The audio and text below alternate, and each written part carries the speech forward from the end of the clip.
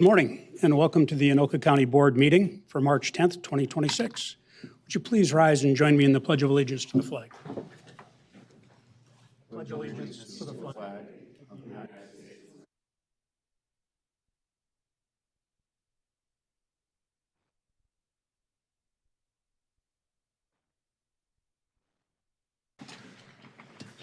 Will the clerk call the roll, please?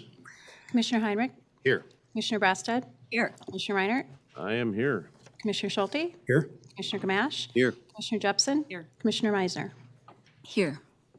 And we are all present and accounted for. First, we'll consider accepting the regular card claims paid over $500 and purchase card claims paid for the period ending January 23rd, 2026, February 6th, 2026, and February 20th, 2026. Is there a motion to approve? So moved.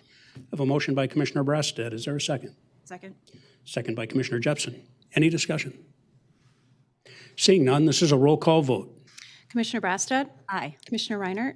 Aye. Commissioner Schulte? Aye. Commissioner Gamache? Aye. Commissioner Jepson? Aye. Commissioner Meisner? Aye. Commissioner Heinrich? Aye.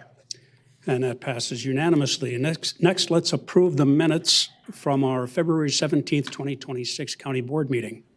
Is there a motion to approve? So moved. A motion by Commissioner Jepson. Is there a second? Second. Second by Commissioner Meisner. Any corrections, additions, deletions? Seeing none, all those in favor, please signify by saying aye. Aye. Aye. Anyone opposed? Those minutes are adopted unanimously. We have two items under Chair's remarks today, the first of which is to consider, for informational purposes, an update on Havens for Heroes. I'm going to ask Commissioner Heinrich, a Marine Corps veteran, to start our conversation today. Commissioner Heinrich. Thank you, Mr. Chair. To provide some background, the nonprofit known as Haven for Heroes originally operated its Eagles Healing Nest in 2017. It transitioned to Haven for Heroes in 2018 and serves as a substance and alcohol-free board and lodging facility offering recovery and transitional housing for veterans. This safe, restorative environment is located at the Anoka State Hospital buildings properties owned by Anoka County, leased to the city of Anoka and subleased to Haven for Heroes. These cottages provide housing for veterans and families experiencing homelessness, mental health challenges, addiction, and other transitional hardships. The restored cottages at Haven for Heroes have housed dozens of veterans, men, women, and families, offering stable shelter, peer support, trauma-informed care, and a stepping stone back into society. Haven for Heroes is a community where every veteran knows they are not alone.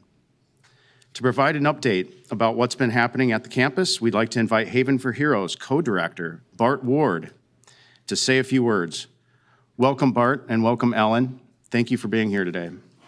Thank you very much, Commissioner. To the chair of the board, all the county commissioners, assistant county attorney, county administrator. I see we have some elected officials back here, mayor of the city of Anoka, and of course the good sheriff. I think all of you commissioners and the sheriff have been to Haven for Heroes. You've had a tour at one time or another. I see that Andrew Dykstra is here, and I can tell you, assure you, that we do not do anything big up there without Andrew's approval and help, his guidance, and also some of the folks that work underneath him. Also, Dylan, is it Workington? Am I pronouncing that right? Dylan, of course, is in charge of that campus. Julie Jepson, Commissioner Jepson, has helped us when we first took over the operations of this, and I appreciate all that you've done. This is a really neat partnership. And for those of you who might not know, either in the audience or up here, this is a relationship between the county, the city of Anoka, and Haven for Heroes. The county leases these 4 buildings, the 3 housing buildings and the historic auditorium, to the city of Anoka for nothing. The city of Anoka leases it to Haven for Heroes for nothing, and our job is to fix those buildings up and put veterans. To that end, Cottage 2 was completed near the end of 2017. That cottage was in the best shape. The county had put almost $1.2 million into that building over the years. There was a $500,000 of county money that was put into Cottage 4. So then we moved on to that building because that was the next one, which would have been the easiest to do. And the third building, which was a total mess, is Cottage 3. Being invaded by water. A water main broke many years ago, so not only did we have asbestos abatement in that building, but we had mold abatement as well.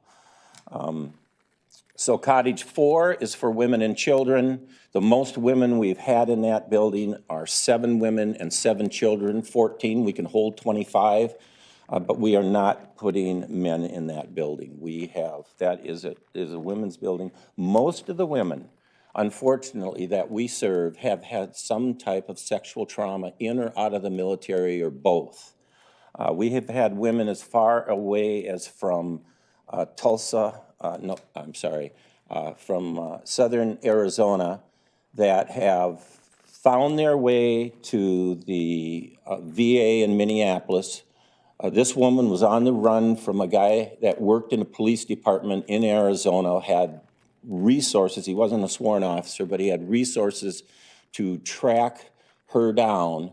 And when she got to Haven for Heroes, she had a good deal of anonymity. We don't let anybody know unless we have their permission. We don't let other people know who is staying at Haven for Heroes. I'm really here to talk more about facilities. And I've handed out a piece that ECM printers printed us. This is what we give to construction companies, to individual small contractors. We've had people from Mortensen Construction, Ryan Construction, McGough Construction, to people who own their own little electric company or plumbing company or carpentry come and help us. We've had over 1,200 volunteers that have been on site. And I just want to point out some of these people because I know that this county, particularly Andrew, deals with a lot of these people. And so I think some of these folks are really worth mentioning. You can help us by thanking these people if you see them in the field. And so I'm just going to highlight a few of these folks. One of the city of Anoka's longtime employees who retired a few weeks ago, or I should say a few days ago, Mark Anderson, happened to be with Mortensen Construction one day, talked about this project, and Mortensen jumped in this thing big time, especially for Cottage 4. Abler was really the guy who got Cottage 2 up and going, along with many companies that came and helped. But Mortensen really took charge as generals, Cottage 4, and they brought Gephardt Electric and Harris Mechanical. Gephardt and Harris has been back there twice. They've done hundreds of thousands of dollars worth of work. Mortensen did probably $200,000 to $300,000 in Cottage 4, and when they walked out the door, they left us with a $50,000 check from the family foundation. So those are three really big companies. Harris Mechanical has just done a ton of great work for us. When these guys leave, their work is done. They don't leave until it's done. I want to pay attention to Home Depot, Keller Williams. They send 50, 60 people a year to our operation. The Local 539 pipe fitters, the sprinkler fitters, Local 417, and Summit Supply. Summit really is the company that has come in there and sprinkled these buildings. None of these buildings were sprinkled. And they have been back. There was a day when I went up there just after Thanksgiving in 2017. They had 8 of their trucks out there. It was unbelievable the amount of work that they were doing. And yesterday in front of the Anoka HRA, I was reminded by the chair of the board that one of the unique aspects of this early on was the ability, and I'm gonna put this one on Abler because I don't think anybody else could have got it done. of getting small, non-union companies to work with union companies. That was contentious at the beginning, for a lot of reasons, for legal reasons, for non-legal reasons, for territorial reasons. And we were able to get these small, independent companies working right alongside of union officials, union companies. And I just think that was really, really good. And I'm glad I was reminded of that, because we often forget about that. Camus Hydronics is out of Canada. They've given us a 1.2 million BTU boiler, a 500,000 BTU boiler, and a 750,000 BTU boiler. They have just been absolutely wonderful. GAF Materials donated the roof for Cottage 3. It is the best roof system that they make. They call it slate, it's asphalt. It's warranted for 50 years, both labor and materials. And I'll tell you, I cannot say enough about McGough Construction. One of the biggest problems that both the county and we have had is water penetration into the foundations of those buildings. We can be going along really well, everything's working fine, we think we got 100% sealed, and the next thing you know, we got leaks in those buildings. To that end, McGough has sent envelope people out to us. I didn't even know there was such a thing, Andrew, as envelope people.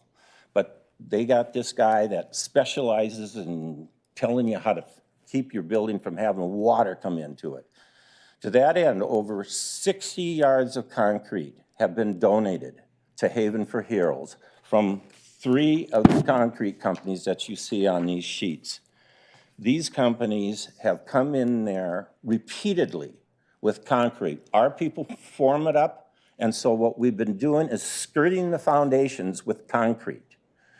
Last year, we took on a little bit different project, and that was we excavated away from the building in Cottage 2, and then we went down with drain tile, P-rock, some of the same things we did at the History Center. When we got into the History Center in 1998, we did that to that foundation. We put dry wells in. Actually, these buildings, I don't know if you know, Andrew, but there are dry wells next to some of those buildings. And I think what the problem is, and we've had some people tell us that it's possible that those dry wells could be reinvigorated, that probably what feeds the dry well has been plugged up over the years. But in any case, we did take a little different path last year to working on this. And you know, now we're in the auditorium. Cottage 3 is almost done. We still have some issues with Cottage 3 that we have to solve. But Marvin Windows has been just wonderful to us. They gave us $250,000 worth of windows for Cottage 3. We had to put new windows in that building. We put new glass in 2 and 4. And they just gave us, well, a year ago, and now it's installed $750,000 worth of windows for the auditorium. McGough Construction came out, and they measured all those windows. Marvin delivered them from northern Minnesota in a big semi, and McGough Construction helped us get those windows in. All the windows in the lower level are tempered in all of these buildings. The windows above are not. We've secured the roof in in the auditorium. We had to tear off the roof that it sits above the stage. That roof goes actually up higher, and put a new roof there. Thanks to A-Team Construction, our roofing company, they came through for us again, helped us with a flat roof company get in there.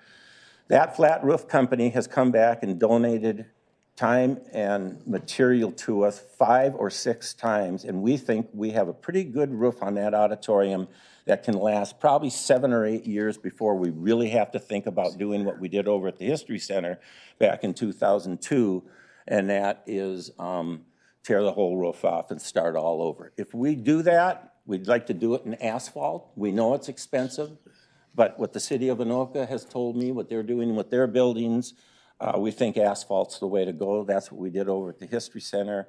And so I think that's where we'd like to go. We are not slowing down on this project. It's been 9, 10 years. It's going well. We're taking care of people. Our board is comprised of Ellen and myself, Doug Hookham, the former commander of the American Legion in Anoka, and Jim and Barb Abler. And I will tell you, this is a working board. This is not a board who comes to a meeting, raises their hand and votes on it and goes home and does nothing. This board is working to make sure that we are staying on track strategically, and making sure that tactically we get the things done. The last group I'd like to talk about, and Ellen might want to say something about that. We have a volunteer maintenance group that has been there since 2017, headed by a former lieutenant colonel in the Air Force, Charlene Wade. And I can tell you that sometimes we get 50, 60 people that show up to volunteer, and Charlene and Bob Hammond have to organize those crews and break them down so that when they come and show up, and they're gonna volunteer for 1 day, 2 days, or a week, that these people are not standing around looking at these buildings trying to figure out what to do. These people are organized by Charlene, and I say this all the time to people who come new. Whatever you do, don't get the good Lieutenant Colonel mad. I need her. She's serious about what she does. She has high expectations, whether you're a McGough or a Mortensen, or you're just a volunteer who's come in and wants to help out for a couple of days. She is really good at what she does, and her group started out with 4 people, and now she has 8 or 9 people working underneath, and I don't see these people slowing down much at all either. Yeah. That's all I have. Bart talked about the facility, and he also has a saying, and it's true. Not only are we saving old buildings, but we're saving lives. And I have vets come and tell us this all the time. And we have right now the best crew that we have ever had as far as the people at our residence. We're really getting good at interviewing people and knowing what is going to work and what's not going to work. And the only problem that I have with our volunteers is if somebody wants to take a vacation, they fight over who gets to take their place for that day. They really love being there. And I work a lot with the county and with corrections, and they send, we call them mandatory volunteers, and they have hours that they have to do. And very often, when they're done with the hours that they're court-ordered to do, they come back and work for us. It's really a congenial place, and you become a part of it, and it's really a good, safe home for people. Commissioner Reiner. Yeah, I'd just like to comment, truly inspiring, really, what you're doing over there. I had the honor of going over and checking out what you were doing a little after I was elected about 6 years ago, and met with Bart, and he gave me a tour, and just seeing the good work that you're doing and the people that you're helping, like I said, truly inspiring. And, you know, it wouldn't have happened without you guys. Nothing. Those buildings would more than likely be deteriorating. And it's because of your efforts and your passion that good things are happening. And yeah, keep it going. I fully support what you guys are doing, and am in awe of the work that you're doing and the tenacity you have to keep going. Keep it going. Commissioner Heinrich. Thank you, Mr. Chair. Bart and Ellen, God bless your work. Thank you. Your passion is very motivating, your passion for helping veterans. And Bart, you're not very good about giving yourself credit a lot of the time. You're excellent at giving everybody else credit, but I just want to say that you deserve a lot. You too, Ellen. Thank you for your work. Thank you, And Commissioner John, Heinrich. I'd like to thank you, because the driveway that you put in on the side of the building is just, you can't believe how much mud it saved our Thank you. cottage from Thank you for having that, it in it. Well, you also gave a Eagle Scout group a opportunity to build a basketball setup there.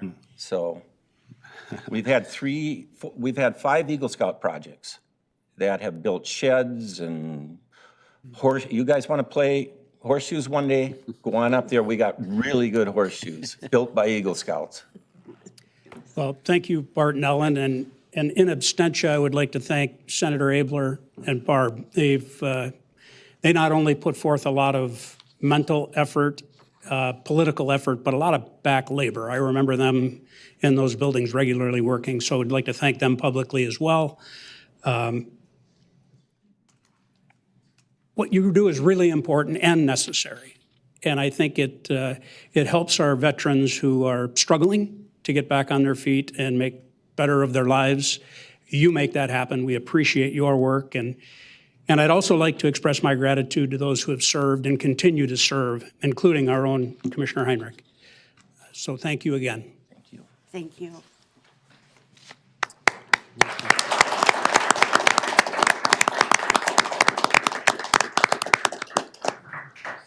Our second item today is to consider for informational purposes recognition of Anoka County Sheriff's Office Lieutenant James Schilling for receiving the Minnesota Sheriff's Association's Supervisor of the Year Award. Going to ask Commissioner Brasted, who serves as the lead commissioner on public safety, to lead our conversation. Commissioner Brasted. Thank you, Mr. Chair. Well, this award recognizes Lieutenant Schilling's exceptional leadership during the joint investigation into the disappearance of Jordan Manny Collins Jr., a 16-year-old resident of Columbia Heights who went missing last May. This is definitely a case that none of us will forget. It was just so overwhelming, so sad, and affected so many people right here in Anoka County. The search for Manny represented the largest search in Anoka County law enforcement history.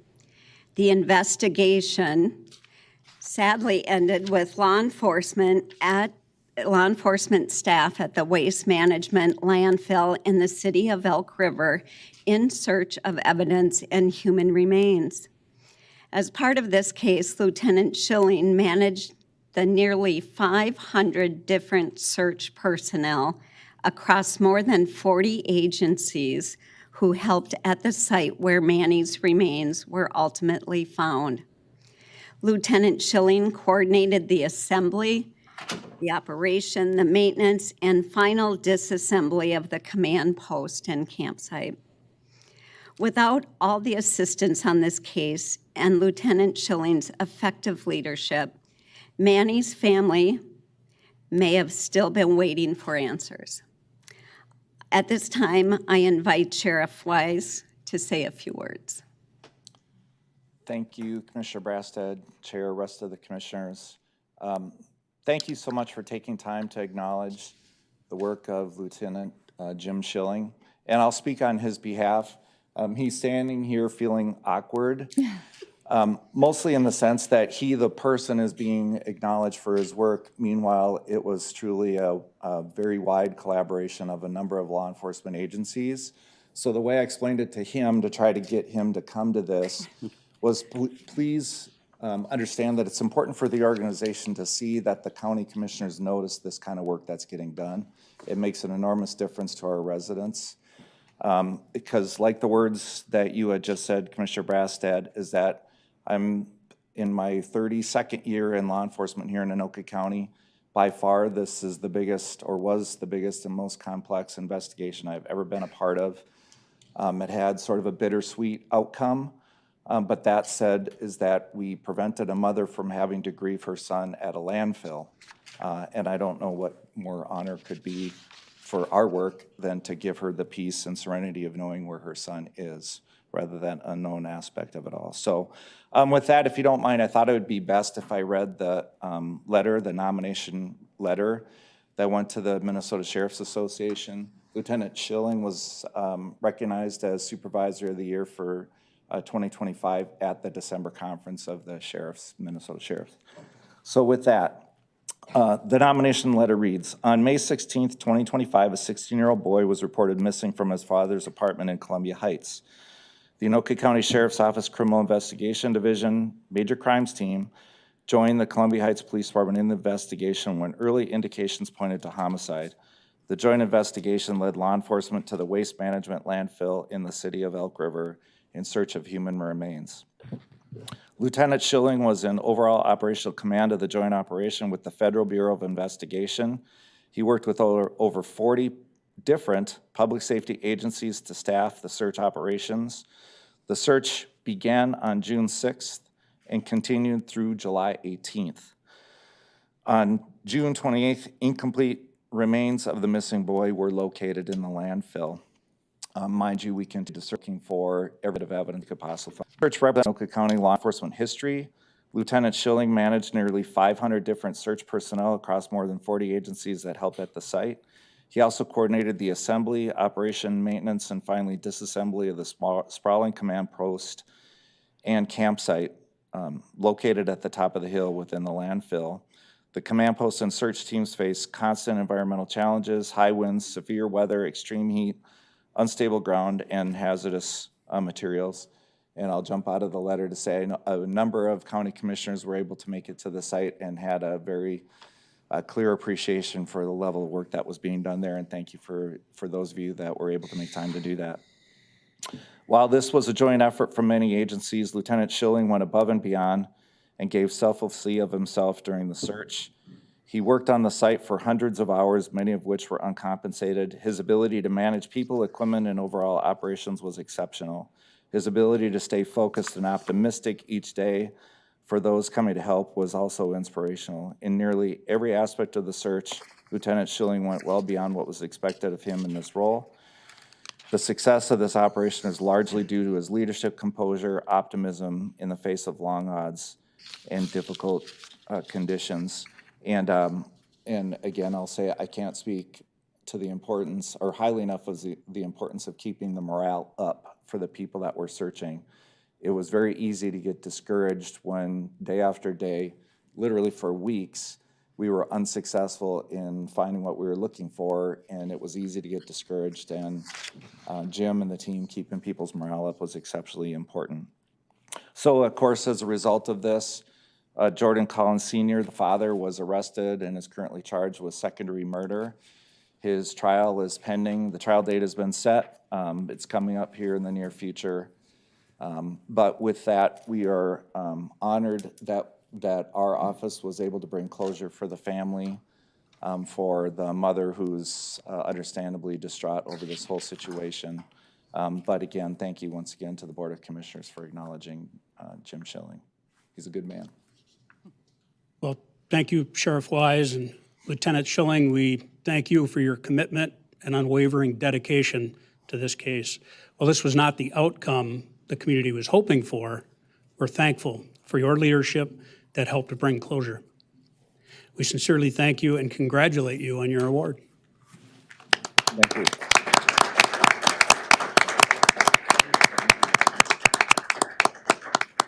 Commissioner Meisner. Oh, yeah, thank you, Mr. Chair. And I just also wanted to personally echo those sentiments. Manny was in Columbia Heights. I was down at that site for one day, and the physical conditions, there was just so much involved in that project. And Sheriff Weiss, you mentioned the optimism. I mean, I've never felt such camaraderie and purpose for something like that. And I don't know, we had people, volunteers from different counties who every last free second would come and volunteer at that landfill over and over again. And I was there for one day, and I don't know how you guys did it. And also the whole team. So you had the people that were looking in the landfill. You had a whole other team that were feeding the volunteers that were around the clock. Again, just so much teamwork and coordination. Absolutely amazing, and for such an important outcome, as you said. So thank you so much. It was an incredible undertaking, and I took the opportunity to work alongside the sheriff for an entire day when it was, I think, almost 100 degrees inside those Tyvek suits. And what was overwhelming to me was the solemnity of everybody there. Everybody, although there were friends gathering together, groups that didn't know each other that became friends, everybody remained completely solemn. It was such a tough event. It was emotionally tough for everybody, but people handled it so well. And I give that to the leadership, the sheriff and Lieutenant Schilling. They almost demanded that type of reaction. And I thank them. I thank you for your work, and I thank everybody who volunteered, the 500 volunteers who spent time there. It was, well, we've said it enough times, it was definitely closure for a mother, and what could be more important than that. With that, that brings us to the close of Chair's remarks, and we will go back to our agenda for committee reports, and we'll start with the Management Committee. Commissioner Meisner. Thank you, Mr. Chair. The Committee of the Whole for Management, we met on February 17th at 8:15 a.m. in this building. There were no public comments, and I did not receive any via email either, but anyone may make their comments to mandy.meisner@anokacounty.mn.gov.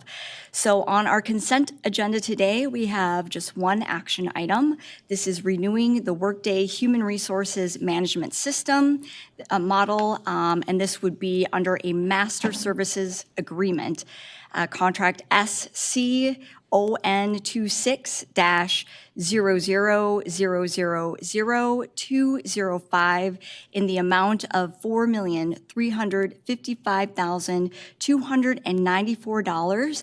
This is over a 7-year period through March 22nd. 2033.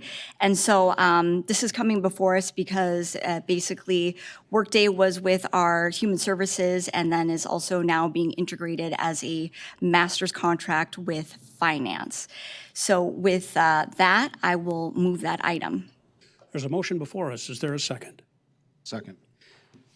I have a motion by Commissioner Meisner and a second by Commissioner Heinrich. Is there further discussion on the contract? Seeing none, this is a roll call vote. Commissioner Reinert, Aye.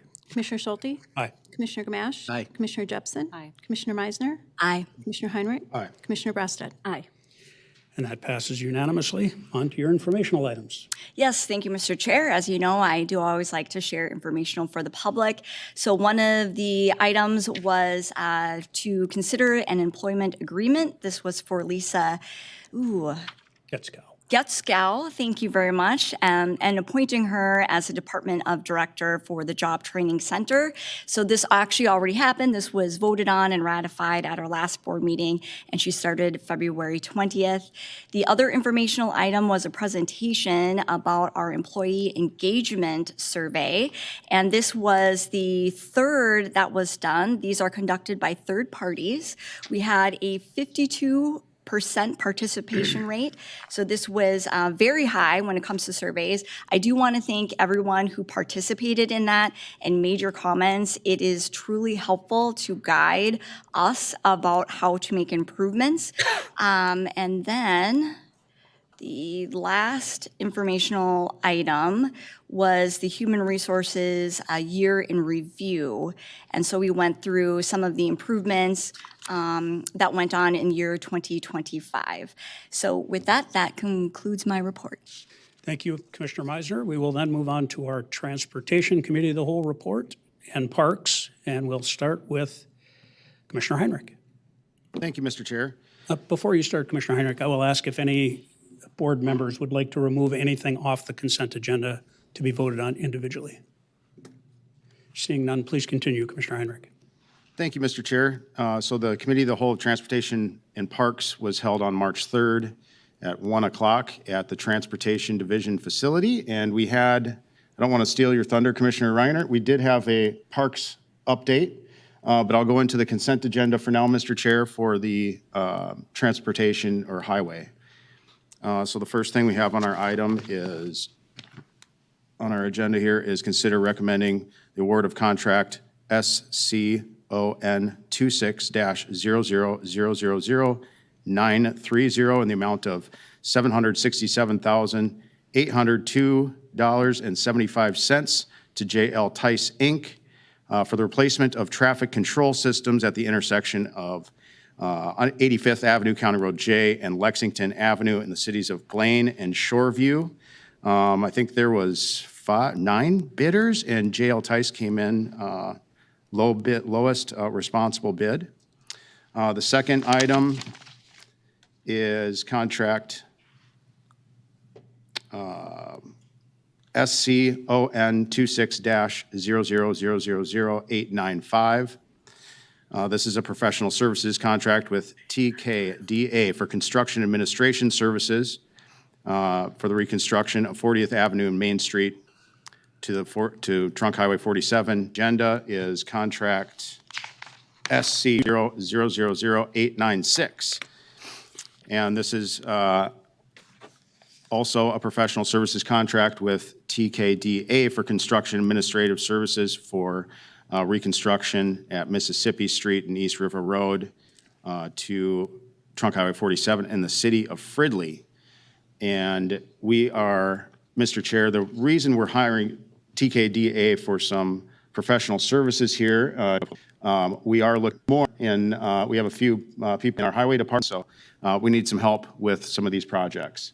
With that, Mr. Chair, that's the consent agenda. Thank you. Motion to approve the agenda. Discussion on the agenda. Seeing none, this is a roll call vote. Commissioner Schulte? Aye. Commissioner Gamache? Aye. Commissioner Jepsen? Aye. Commissioner Meisner? Aye. Commissioner Heinrich? Aye. Commissioner Brassad? Aye. Commissioner Reiner? Aye. And that passes unanimously. Back to you for an action item, Commissioner Wright. Thank you, Mr. Chair. We have one action item. It's resolution number 2026-TR05. It's a resolution authorizing acquisition of Van Buren Street for the Anoka County Jail project. I'll offer the resolution. Is there discussion on the resolution? Commissioner Reiner.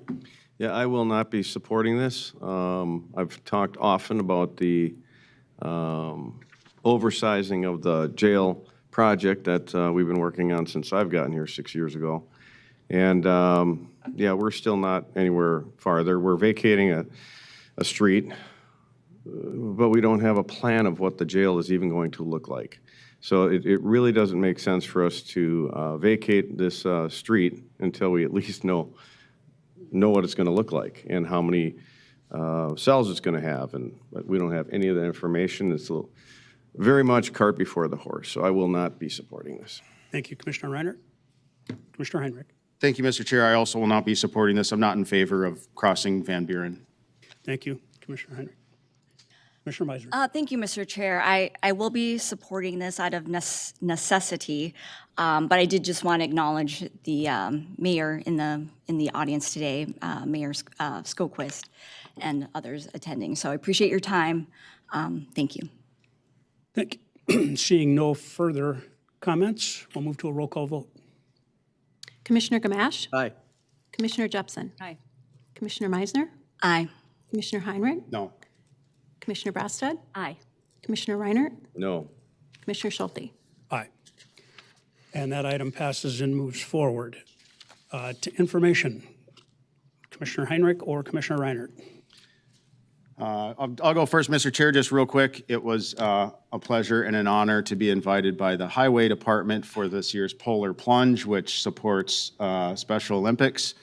And Joe McPherson, I see him in the audience here, Head of Transportation, Chief Engineer at Anoka County.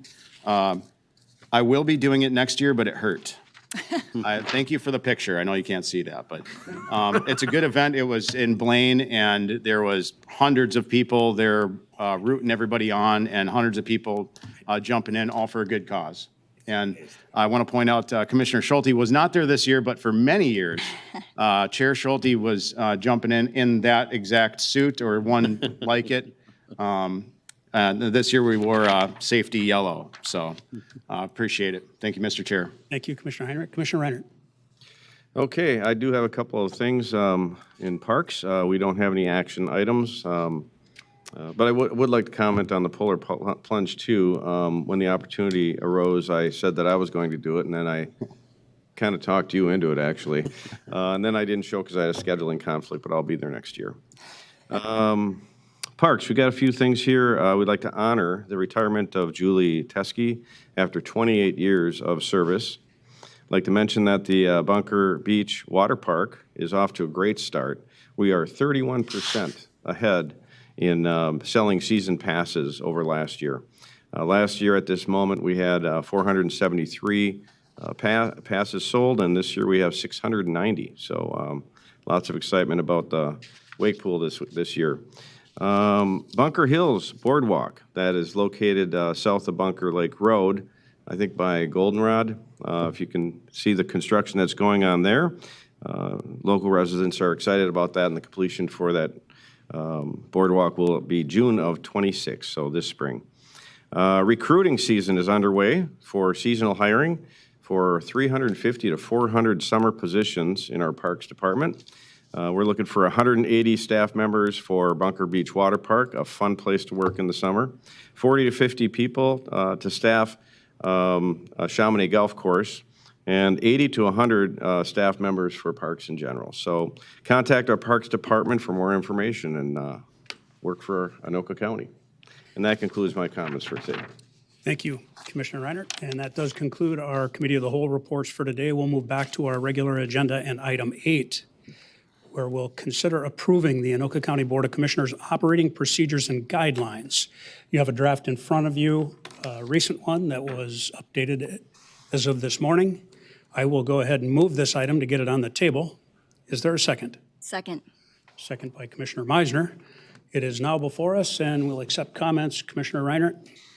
Couple comments. I will not be supporting this. To me, it's a very political and silly document. It's redundant in many ways from things we have in place that we already follow, and it's determination of a lot of the text in this 14-page document are very arbitrary and be construed one way or another. I think this is very volatile and ripe for abuse. I look at this and a lot of portions of this as a censorship document to suppress comments by board members. With a board that is very political and sometimes dysfunctional, we need more dialogue, not less. And I believe this document will not inspire more conversation between us. I don't think this is going to pass with anywhere near majority support, and I think just that in itself shows the political nature of this document. What we do follow today is Robert's Rules of Order. There's State Code 43A375, which is a code of ethical conduct that's passed at the state level. We've got this little document called Freedom of Speech, which guides a lot of what we can and cannot say. And when we became commissioners, we took an oath of office. We are guided by so much language out there, and now a few on this board want to add 14 more pages of what is really just political nonsense. Thank you, Commissioner Reinert. Commissioner Meisner and Commissioner Gamache. Thank you, Mr. Chair. I just want to, I know we have thoroughly discussed this several times in this most recent cycle, but again, I want to reiterate my appreciation for coming up with this document. We had very in-depth debate, healthy, good debate, discussions. This was not the original document that we're seeing before us. Commissioner Gamache and I, for many years, had a rotating practice in terms of bringing that forward, and that is in here. I disagree with Commissioner Reinert's many of his comments. This is, in fact, taking out politics as much as possible. For example, having that rotating chair practice, which is new, and this is something that we have had division with every single year since I've been on a board. This puts something in place. It is true that a lot of these things, I don't want to say that they're redundant, but these are practices that we do, but to have them in writing is a good thing. So this is a best practice, and it puts accountability not only for each individual, but us as a board. Personally, I think it really fosters working as a board together.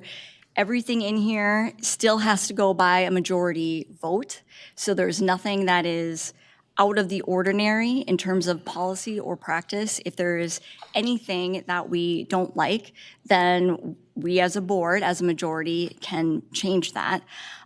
So I will be supporting this. And again, I have sincere gratitude. We have been talking about this actually, particularly rotating chair, for years. And so only with this particular cycle, and I will give it to Commissioner Schulte, he has committed to bringing this across the finish line.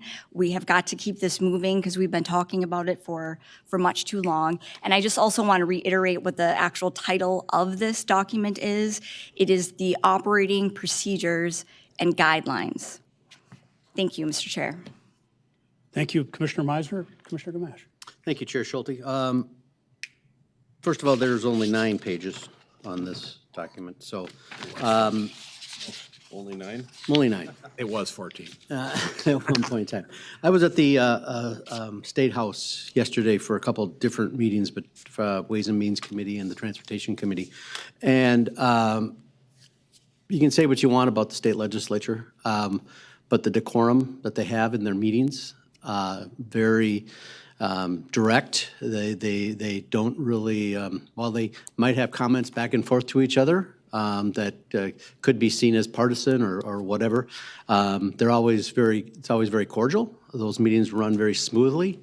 And I think that's just something that maybe by having this document for new commissioners that come to the office, will be helpful to them, because it's all right here. Exactly all of the things that we go by, all of the rules that we follow. And one of the things that I wanted just to point out very quickly is that one of the statements in here under general meeting guidelines and expectations is that a county board member desiring to speak shall first address the chair and not proceed until being recognized. That's something you find at the State House on all of those things. And then it goes on, the county board member, once recognized, shall not be interrupted when speaking unless it is to call a member to order for some reason. But you have the ability to speak. Once you ask the chairs, and that's always helpful, that the chair can make sure everybody gets the opportunity and everybody has the opportunity without being interrupted during arguments, during debates back and forth. Those debates are very good, and that's all a part of what is followed in every type of county board, legislature on there. And that's what we're going to follow for meetings, getting bills, that in the shows forum of how they work. And I think this document, thanks to staff, I appreciate their work on this, but I also appreciate the work of the board as we discussed many different things, drilling this down from 14 to 9 pages. It gives us an opportunity, and we're going to follow basically the Minnesota statutes that are out there and some other policies that we have individually. But it doesn't hamper or hurt anybody's freedom of speech. You can make your comments and discuss them and move on from there, and we'll get our work done. Thank you, Mr. Chair. Thank you, Commissioner Gamache. I'll go to Commissioner Jepson next. Thank you, Mr. Chair. Yes, I will be supporting this document today. I think, I think having all of these different opportunities of process and procedure in one document with a new commissioner. When I came on as a new commissioner, I was given no onboarding. I was given no documents on procedure, basically given a Robert's Rules edition that I already had. So I think procedures, documentation, guidelines, I think it's a great document to have, if not but for a new commissioner to understand how this board functions. I do appreciate, Mr. Chair, some of the comments that you made earlier this morning. We've been talking about this, you two have been talking about this for years. We've been looking at this document or versions of this document for months and months and months. And so to come wanting to maybe delay it or make changes to it, our decisions are probably pretty much made up. I don't know what is going to happen to sway those who are yes to no, no to yes. But it's, as an example, this morning, there were some concerns about some of the words being used. And so I said, great, let's get rid of them. And then there was another concern. Great, let's change that. Another concern. So I think we are at a point where the document is a good start. Nothing is ever going to be perfect. We can compromise and compromise until there's only one word on the sheet of paper, and then the robustness of it, the purpose of it just totally goes away. So again, I will be supporting this, but I also want to comment that every year, it's also written in here, every year this is reviewed, every year it's voted on, and I don't think any of us if there's something terribly wrong in here that we later discover, I don't think any of us would say, nope, we're not going to look at it until January. So it's a working document, it's an imperfect document, but it's something that we can look to. Thank you. Thank you, Commissioner Jepson. And I do want to defend our staff just a little bit. You were onboarded, just not with a good document that really spelled out procedures. Correct, thank you. But there was an onboarding process. Not a strong one, and I agree. It's something that the county should continue to work on, because when you become a commissioner, it's a completely different animal than any other public office you've ever served in. And our county is the 4th largest in the state. We have a lot of stuff we need to be in charge of and responsible for. And I remember my onboarding as well. It was similar to yours, I'm sure. Yes. Just never feel like you know enough. I'm in my 14th year, and I'm starting to get just a little handle on part of it. Oh, great. Further comments? Commissioner Breasted. Thank you, Mr. Chair. So this morning, and we have discussed this for a while, I will not be supporting this for the reasons. For one, it's an unenforceable, non-binding procedures and guidelines. To me, we're trying to take two separate issues.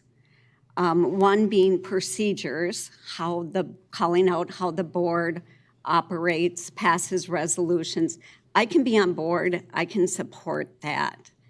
The behavioral guidelines, the suggestions for elected officials, I have some issues with how things are worded.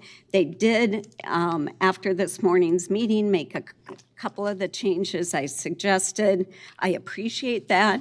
We got this draft at 9:26. 9:26, our meeting starts at 9:30. So not only hasn't the public had an opportunity to look at the changes we're talking about, I haven't even got to read through the 9 pages to see if the changes I requested were actually made in there. I did appreciate Commissioner Gamache this morning at the meeting saying that he would approve tabling this and looking at dividing it into 2 documents. So I would still propose that we do that this morning. I think it would be great if we could have more than 4 people in support of something that is supposed to carry a lot of weight. That's almost not passing. So again, I'll ask my colleagues, can we divide this out? There's no deadline on this. We don't have to look at a new chair situation until January of 2027. I just can't support it this way. But I think there's a path to supporting the operating procedure end of it, not only for me, but for others. Thank you, Commissioner Breasted. Commissioner Meisner. Thank you, Mr. Chair. Yeah, and so just in response to some of Commissioner Brasted's comments, this document before us, you mentioned that you just got it at 9:26. And in fact, the changes that you had suggested that I supported because I knew that it really bothered you during that conversation in committee, which is you didn't like the word ethical in this document. I disagree with that, but that's okay. There's 4 times that the word ethical was struck out as described today of the changes that are before us today. And in terms of separating them out, that was a suggestion that you made. I don't see the purpose in that. And in fact, again, I'm repeating myself, but when I had a one-on-one discussion with you about this, because I really truly wanted your buy-in, one of your preferences was in fact to tie in some kind of behavioral with a rotating chair, which I also agree with, and that was put in the document, but I'm very surprised now to hear that you don't like any reference to that whatsoever and you want it separated out. But I think that is actually one of the more powerful things in this document is to state that if we are not behaving professionally as by a majority, supermajority decision, that, that person would be out of the rotating cycle as chair, again, as preferred by you per our discussion. So I disagree, this should not be separated out. It in fact needs to be partnered together for that purpose, which I agree with you on. And I think because we've been talking about it for years and we've been doing this document for months, as Commissioner Jepson stated, we just need to move forward. So if it's not going to pass, like anything with this, but it needs to happen. I've been talking about this way too long. Thank you, Mr. Chair. Thank you, Commissioner Meisner. Commissioner Heinrich. Thank you, Mr. Chair. Boy, yeah, we've been talking about this for a while. And appreciate the fact that we've made a lot of changes. It got better. A lot of this I just look at, we kind of made a mountain out of a molehill. Commissioner Gamache kept saying, this is what this does. It does this, it does this. Actually, it doesn't do anything. 4 members of the board can still vote however they want at any time. I think this should be looked at more as a administrative, maybe our administrator Dickinson can keep this on file, and if a new commissioner comes on board, we can provide them with a little more paperwork to help them kind of understand the way the board operates. So I just kind of see it as unnecessary. It's not binding. It doesn't do anything. It's, kind of, I don't mean to throw other commissioners under the bus. I know we're all kind of passionate about it, but to me, I don't like taking votes that I feel are more kind of political grandstanding or just virtue signaling. This is kind of just a lot of stuff that we already do. We're governed by Robert's rules. Yes, we should respect each other. We should be ethical. By writing it down again here doesn't make anybody more respectful or make the meetings go smoother.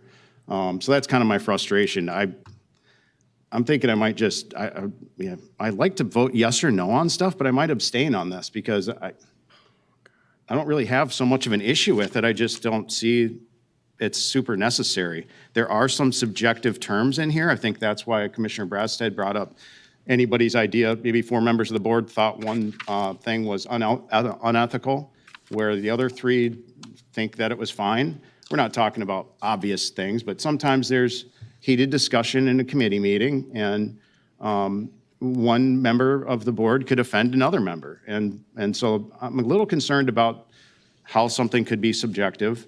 But again, it's not binding in any way. It doesn't really do anything except serve as maybe orientation reading material. So that's all I have, Mr. Chair. Thank you, Commissioner Heinrich. I will say it does add a few things that are not redundant. It brings in the rotation of the chair, which is something we currently don't do. And this is a recommended procedure that we would move forward with. Mr. Chair. Commissioner Heinrich? Well, thank you. Just on that point, but correct me if I'm wrong, it talks about that. But if 4 members out of 7 decide to vote for whoever they want for chair, they can still do that. Is that correct? That's correct. That's why this is a guideline. Okay. These are procedures and guidelines. It also changes our board meeting a little bit by adding another forum for county board members to react to what's happening in their district as it affects the county. So there are a few things added in here. Commissioner Reinert had a comment, I believe. You had your hand up. Yeah, I mean, I guess, the meeting that we had before this, a lot of people were talking about, comments that they wanted this changed or that changed, and I've got many, many notes, and yeah, we've met on this a few times, but the fact that there are hands going up and talking about changes and disagreement shows that this document, if it was going to be voted on, it looks like it's going to be today, and maybe even pass which I think is just ridiculous, but it shows it's not ready for prime time. And a lot of problems that people have in here is just the arbitrary nature of it.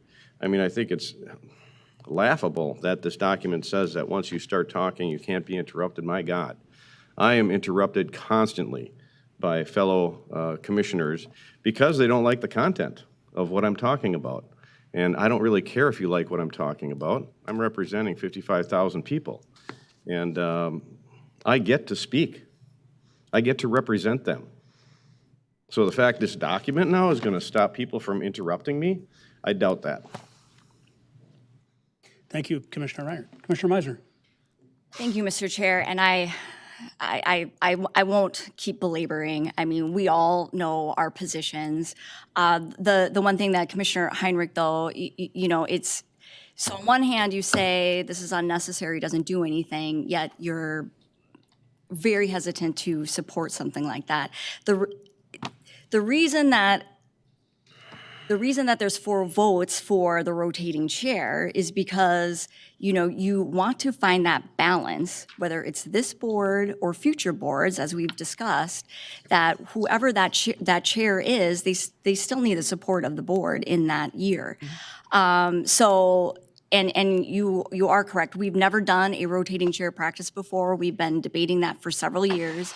It's a best practice, and I'm just going to leave it with what is in this document and the meaningful changes and suggestions. I think you said it really well, Commissioner Schulte. These are recommendations, so we all have an understanding, but it's not, you know, written in stone in the fact that the majority of the board, if we disagree with it, can, you know, change that.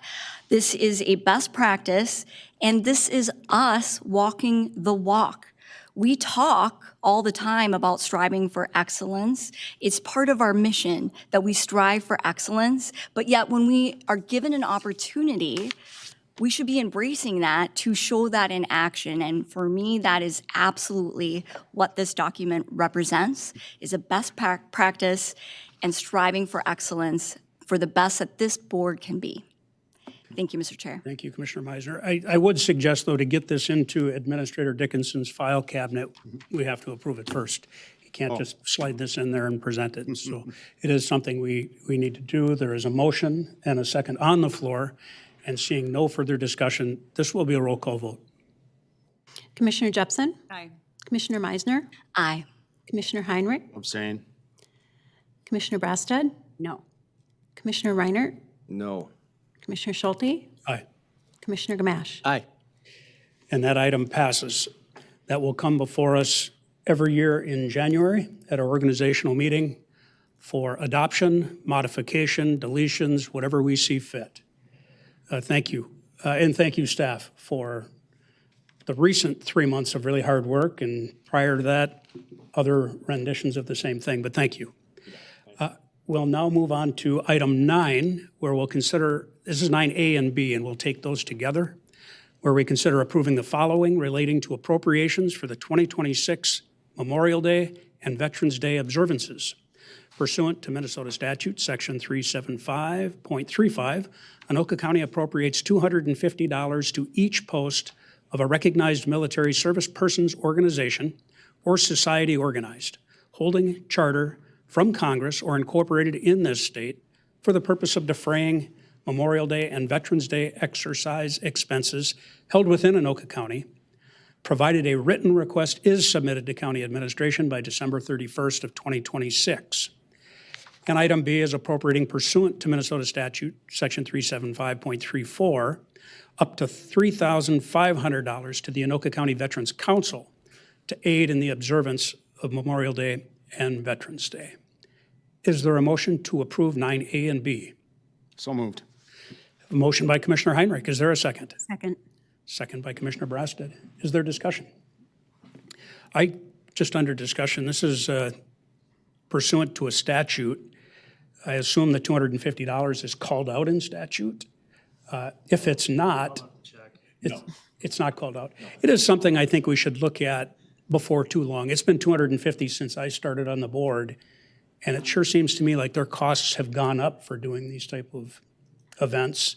And at some point, given budget restraints, it may not be immediate, but I think it's something we should look at, perhaps changing that monetary value to something a little bit higher to help out these veterans organizations who do so much for our community.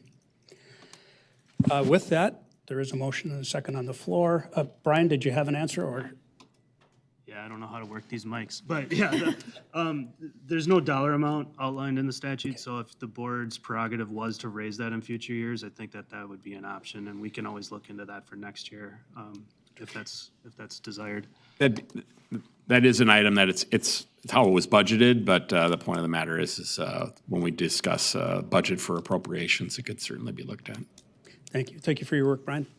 Commissioner Reiner. And I guess I would recommend an increase for next year. We can discuss what that amount is, but it hasn't changed since you've been here, and that's about 15 years, especially with 22% increase in inflation over the last 5 years. I think that the posts could use a little increase. Yeah, and again, it's budget. We have to be concerned about our budget on every vote we take and everything we talk about, but I'll go to Commissioner Jepson next and then to Corey. Yeah, thank you, Mr. Chair. I would, before we put a number out there, I would like to get some feedback from the posts on what is needed prior to just calling out a number. Understood. Corey. Yeah, Mr. Chair, members of the council, my name is Corey Camp. I'm the Chief Financial Officer for Anoka County. This was based on the appropriations that were adopted within the budget. Back, I guess, this had been set up years and years ago. The law used to limit each post to $200. We are at $250 now. The law does not limit it, but these are fairly recent changes. And then we also increased by $1,000 the council too. So, and that was all done through our budget process. Going into the next year's budget process, if through discovery we find maybe you would like to appropriate more, I don't see that as being something you couldn't have a discussion on. So, but, my question would be, this is where our budget is right now, so that is why it is set the way it is. So. Thank you for your input, Director Camp. Clarification. Commissioner Gamache. Thank you. Corey, before you get too far.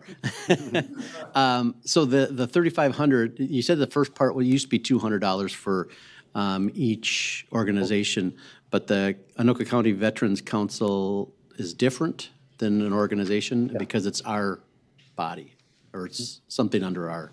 Right, yeah, it's a body that we've supported always since. It's like a body that kind of involves all of the vets across the county. Okay. So it's a little more, globalized from the county's perspective. Okay, And so, yeah. Any more discussions on item 9A and B? Seeing none, this is a roll call vote. Commissioner Meisner? Aye. Commissioner Heinrich? Aye. Commissioner Brassad? Aye. Commissioner Reinert? Aye. Commissioner Schulte? Aye. Commissioner Gamache? Aye. Commissioner Jepson? Aye. And that will pass unanimously. That moves us to item 10, where we'll consider appointing Dale Stays, representing District 3, to the Library Advisory Board as recommended by Commissioner Reinert for a 3-year term expiring January of 2029. Is there a motion to appoint? Yeah, Mr. Chair, I'd move the board to appoint Dale Stays to represent District 3 on the library board. And I have a second from Commissioner Jepson. Is there further discussion? Seeing none, all in favor, please signify by saying aye. Aye. Anyone opposed? That passes. With nothing else to come before the county board, Commissioner Meisner. Oh, thank you, Mr. Chair. No, I'm sorry. Since we passed that document, I just wasn't sure if this was the meeting that you wanted to implement the commissioners' reports from the districts. Well, I will turn to Administrator Dickinson. What is the effective date of the item we passed earlier? Probably. Well, you could do it immediate if you so desire, so. We will. Usually it's after the approval of the minutes, so. Yeah. But that's okay. This is informal enough. I will turn to each commissioner. If you have anything happening in your district that relates to Anoka County business, now would be a good time to share it. I'll start to my far left with Commissioner Meisner. I don't have anything to report at this moment. Excellent. Thank you. Yes. Commissioner Jepson. I'm good, thank you. Thank you. Not prepared. Understood. And I will move to Commissioner Reinert next.